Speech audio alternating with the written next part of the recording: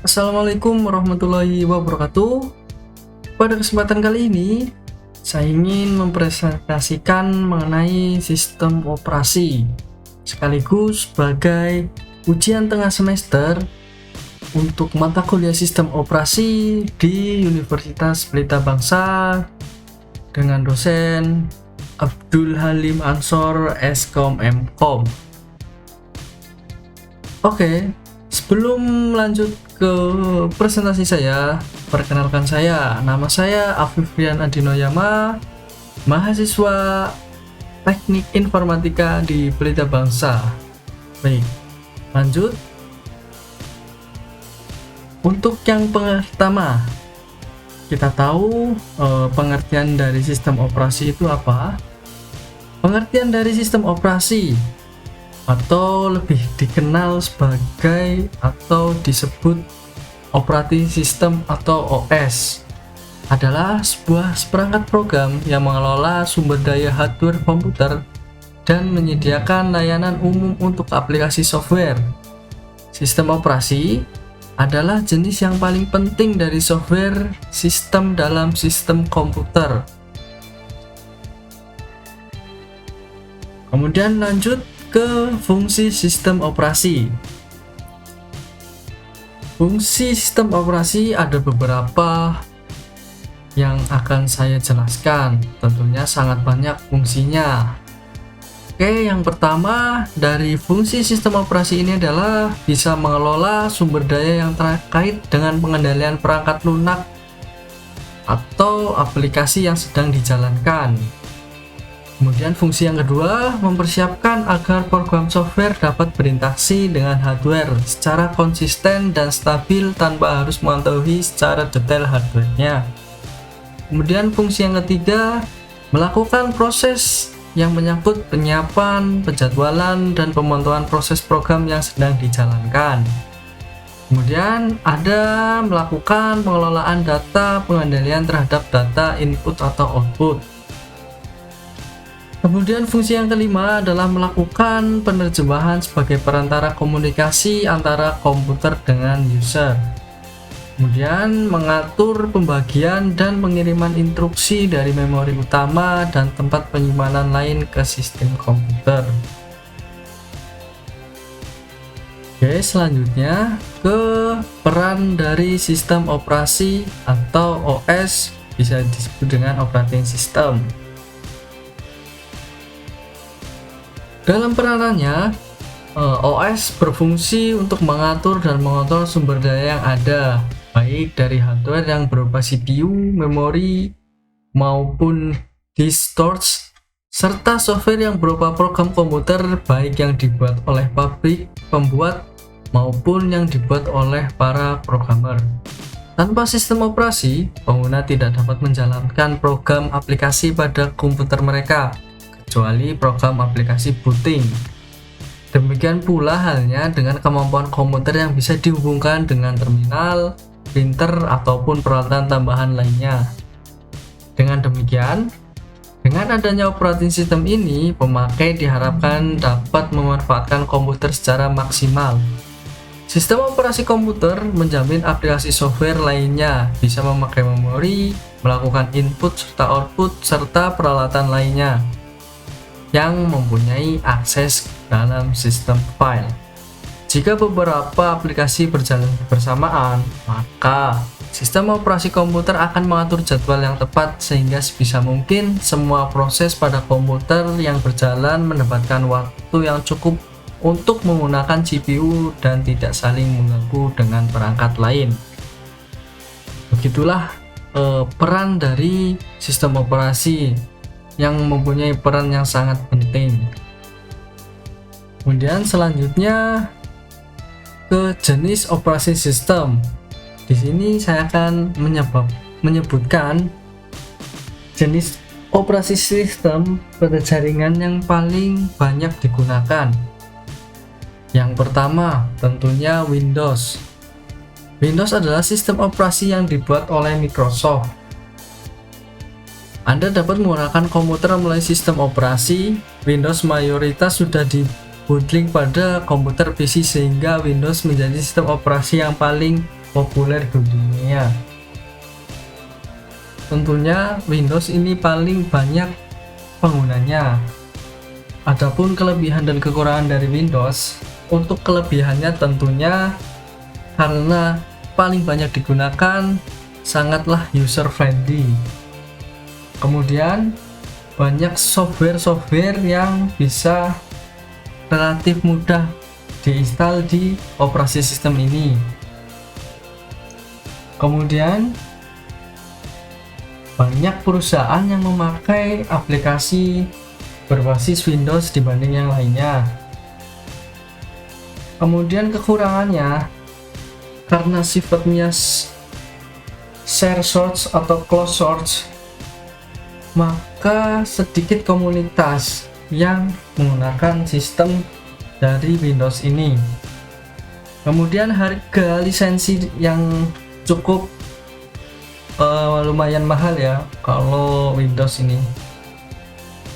Untuk keamanan sistemnya juga kurang. Kemudian banyak virus yang menyerang pada Windows. Oke.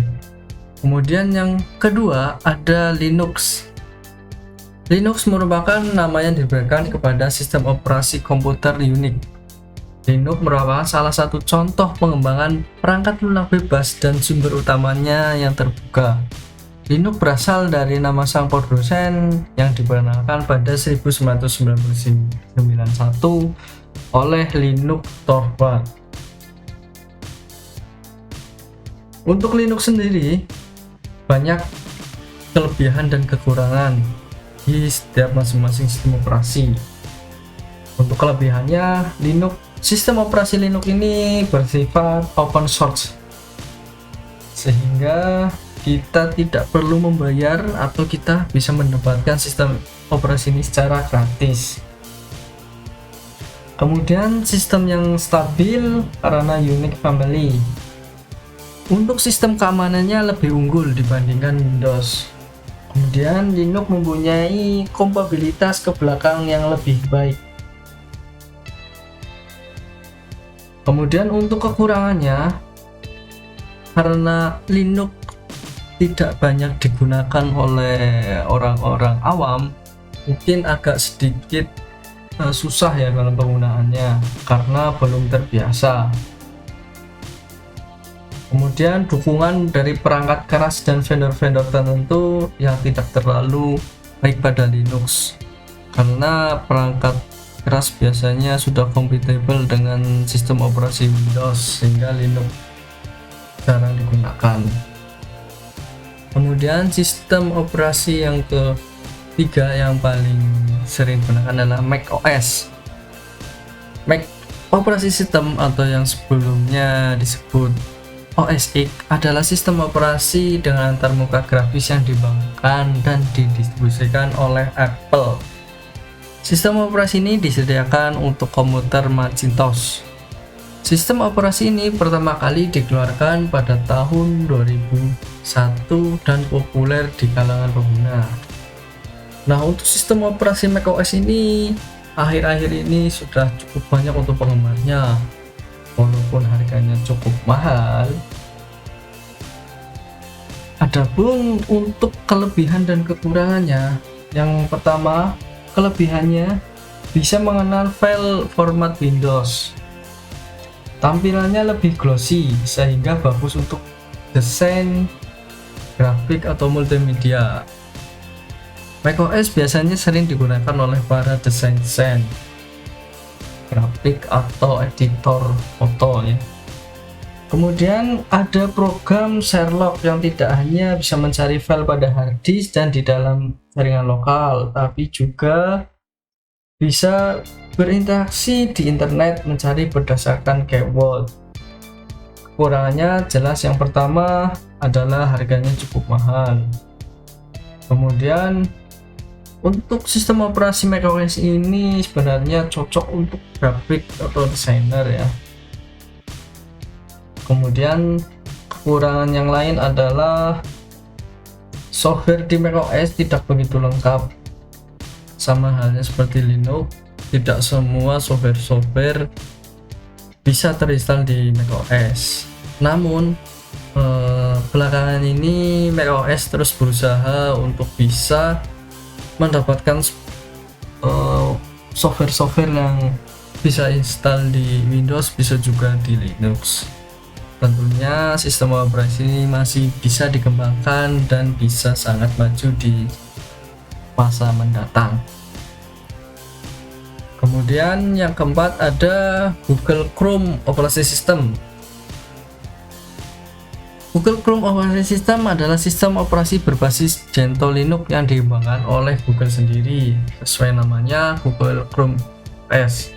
Sistem operasi ini menggunakan Google Chrome sebagai antarmuka pengguna grafis utamanya.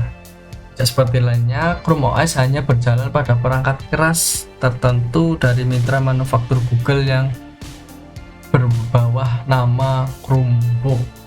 Nah, untuk kelebihan dan kekurangan dari Google Chrome operasi sistem ini, sistem operasi terbaik dan definitif baik untuk personal komputer dan server.